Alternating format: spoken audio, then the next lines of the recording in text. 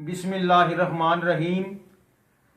साजिद वफा आर्ट की तरफों अवामी शायर लाला नज़ीर अहमद साजिद हाजी शफकत पहलवान चन्नड़ उन्होंने की शान दे विच नज़म लैके हाजिर है कि शफकत पहलवान चन्नड़ चन्नड़ बरादरी का नाम यारो चमका दिता। बाप मुहम्मद नवाज दे दिल दा चाह रब किवें चाह पुजा दिता। बाप शौक दे नाल पुत्र शफकत नूं शगिरद सैफ जट दा बना दिता। उस्ताद सैफ जट ने गुर बलवानी दा शगिरद शफकत नूं सिखा दिता। करके याद अल्लाह सोहणे नूं शफकत पहलवान विच मैदान दे आण लगा।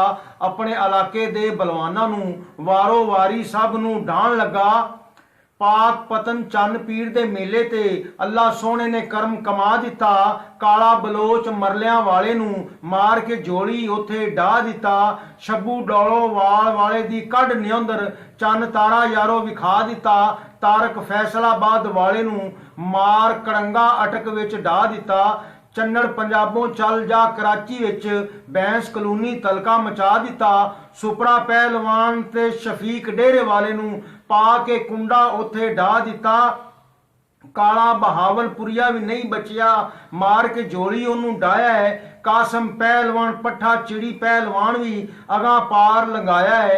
शगिरद शौक दे नाल तैयार करदा वांग पुत्रां दे यारो पालदा है। आवे कम सजना बेलियां दे झूठी मुठी नहीं किसे नूं टालदा है। जेड़े करदे कदरां उस्तादां दियां ओ सदा मैदान ही मारदे ने। जिन्हां पिछे दुआवां करन मापे ओ जितदे हमेशा नहीं हारदे ने।